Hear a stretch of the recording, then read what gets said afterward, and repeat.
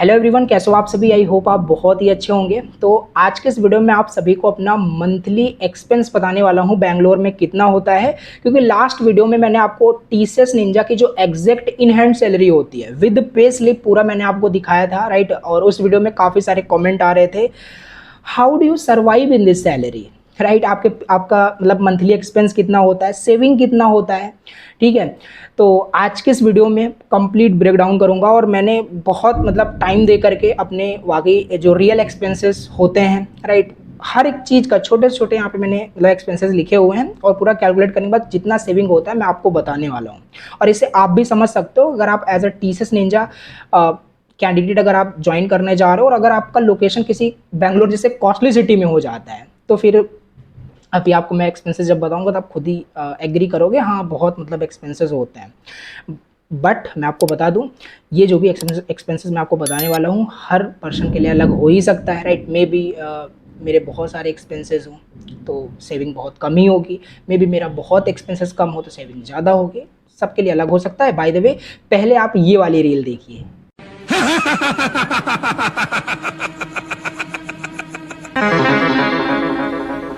तो I hope आपने reel देख लिया होगा और वाकई में कुछ ऐसा ही होता है, राइट। सैलरी आती है और आगे चली जाती है। और करंटली अगर बात करें, मेरा भी ऐसा ही है, राइट।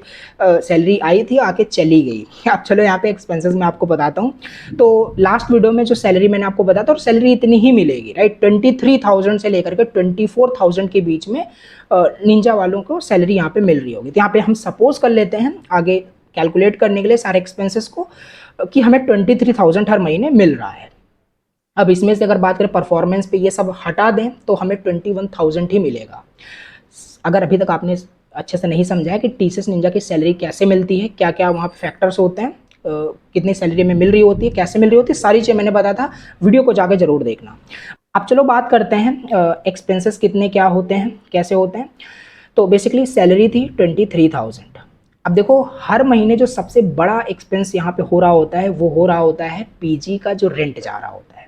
यस, अब बात करें पीजी का रेंट कितना है, 10,000 रुपीज़ पीजी का रेंट है जो हर महीने जाना ही जाना है। यस, अब पीजी में बात करें बहुत सारी फैसिलिटीज़ हैं, फूड, इलेक्ट्रिसिटी, लॉन्ड्री सर्विसेज और वाईफाई, बहुत सारी चीज़ें हैं, राइट।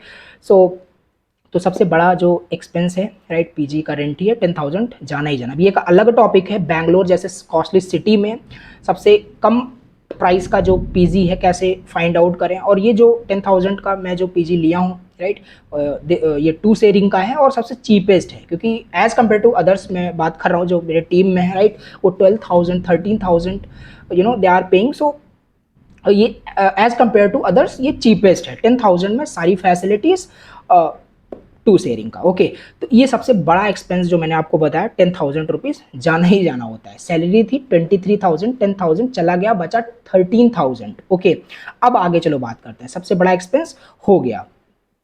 अब बात करते हैं अदर एक्सपेंसेस की। अब देखो यहाँ पे ना मैं कोई भी ऐसा नहीं कि शो ऑफ यहाँ पे करूँगा, सारी चीज़ें यहाँ पे टू बी ऑनेस्ट मैंने नोट डाउन किया है। सबसे पहला जो अदर एक्सपेंसेस मेरा हर महीने जा रहा होता है वो जा रहा होता है रिचार्ज का। इवन दो कि वहाँ पे वाईफाई की फैसिलिटीज़ पीजी में रहती है, बट फिर भी आपको रिचार्ज कराना ही होता है, बहुत सारे वर्क होते हैं, ठीक है। तो रिचार्ज का हर महीने यहाँ पे 349 रुपीज़ जा रहा होता है। और दूसरा अदर एक्सपेंसेस की बात करें, स्नैक्स एंड टी, ऑब्वियस सी बात है। अब मैं अपना बता रहा हूँ पर्सनली, मैं भी ऑफिस को जाता हूँ तो बीच में रास्ते में टी हो ही जाता है, राइट।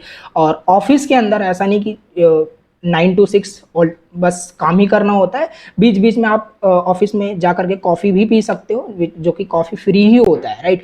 बट वेंडिंग मशीन में स्नैक्स, चॉकलेट, बिस्किट, ये सब हो ही जाता है, राइट। मैं अपना बता रहा हूँ पर्सनली, तो मंथली यहाँ पे मेरा 300 रुपीज़ इसका चला जाता है। और हाँ, एक चीज़ मैं आपको और बता दूं, अगर मैं मंथली बोल रहा हूँ तो मंथली का मतलब है 30 डेज या 31 डेज नहीं, राइट, क्योंकि 1 वीक में हमें मतलब 5 डेज ही काम करने होते हैं, राइट।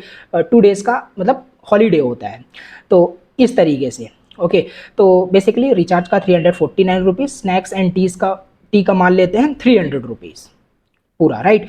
इसके बाद वीकेंड आउटिंग का मैं बात करता हूँ। वीकेंड आउटिंग में क्या हो जाता है, जैसे जो हॉलीडे होता है, राइट, तो उसमें कहीं घूमना हो, या मैं अपना पर्सनली बता रहा हूँ, क्योंकि बैंगलोर में भी मैं करंटली हूँ और यहाँ पे मेरे कुछ रिलेटिव्स भी हैं, तो उनके यहाँ जाना थोड़ा सा माइंड फ्रेश करने के लिए, मैं तो मतलब अपना बता रहा हूँ। तो वीकेंड आउटिंग में मेरा जो एक्सपेंस यहाँ पे होता है, स्पेंड जो होता है 200 रुपीज़। यस, क्योंकि मेट्रो से आना जाना, और बेंगलोर वाकई में बहुत कॉस्टली सिटी है, राइट। अगर आप आपको यहाँ पे 3 किलोमीटर 4 किलोमीटर भी जाना है तो 50 रुपीज़ 40 रुपीज़ ऐसे पे करना होता है। तो ये हो गया 200 रुपीज़ वीकेंड आउटिंग का। अब बात करते हैं, और ये थोड़ा सा बड़ा इसको मैं एक्सपेंस बोलूँगा, जो कि है लंच का। यस, क्योंकि ऑफिस में अगर आप पीजी से लंच ले करके जा रहे हो तब तो आपका ये लंच का पैसा बचेगा, राइट। बट क्योंकि मेरे केस में मैं लंच ऑफिस में ही करता हूँ, राइट, कैंटीन में। तो लंच की मैं बात करूँ, यहाँ पे मैंने सारी चीज़ें नोट डाउन किया हुआ है, ठीक है। अब लंच में बहुत सारी चीज़ें होती हैं। अब मैं जो प्रेफर करता हूँ वहाँ पे बहुत सारी चीज़ें, because I am a north Indian person. सो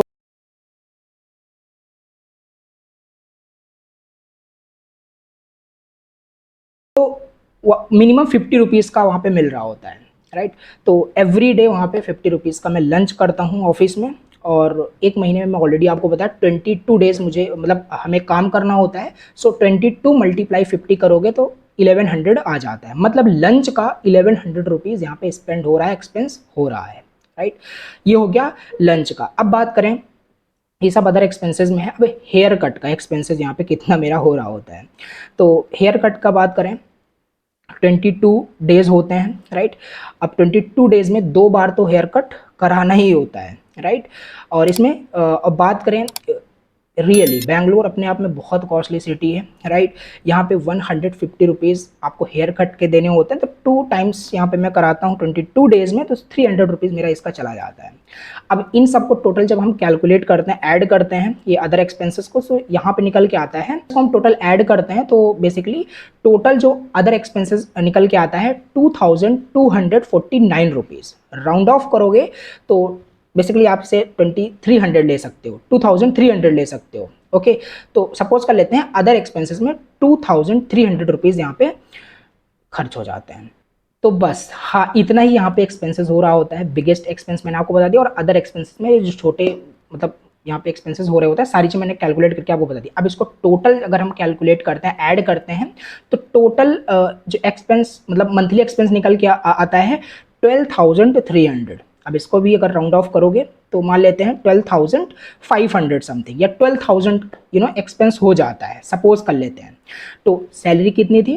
23,000। 23,000 में से अगर आप 12,000 सब्ट्रैक्ट कर दो, निकाल दो, आपके पास टोटल अप्रॉक्सीमेट 10,700 रुपीज़ या 10,500, अज्यूम कर लेते हैं 10,000 रुपीज़ बचता ही बचता है, राइट।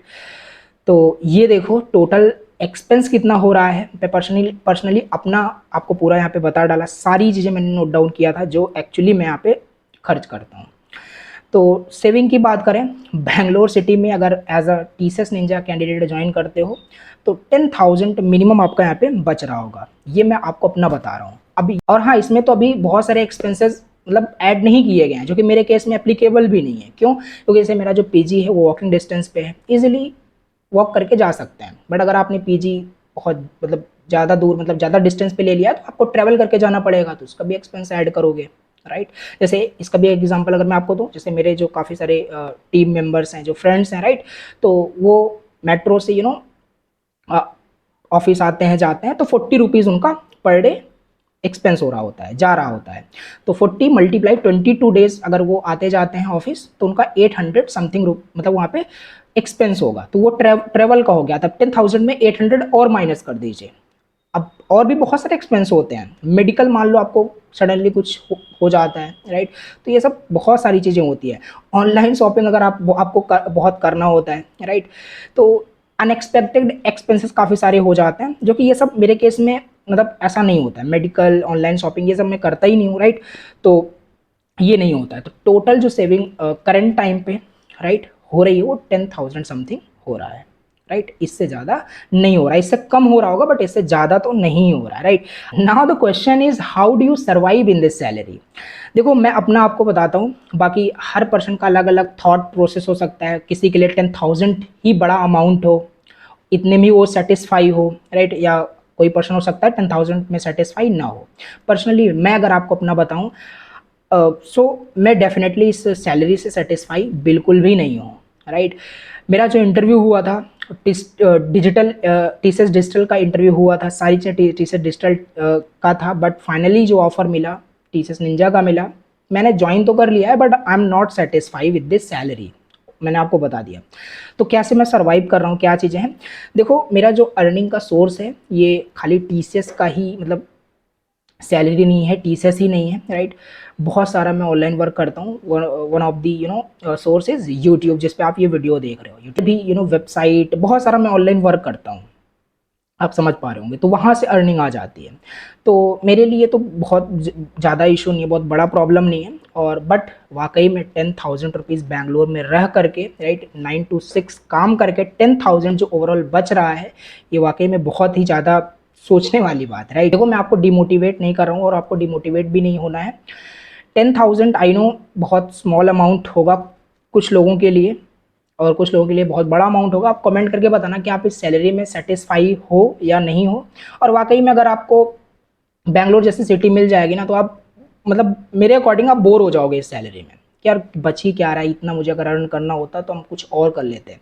बट मैं आपको सजेस्ट करूंगा ऐसा बिल्कुल भी नहीं सोचना होता है, because this is the phase of learning, not earning. First learn then earn, right. Skills जब हो जाएगा तो पैकेज ही हमारा कॉन्स्टेंट नहीं होता है, आगे चल करके 2-3 साल बाद पैकेज हमारा इंक्रीज होता है, स्विच करने पे अच्छा खासा पैकेज मिलता है।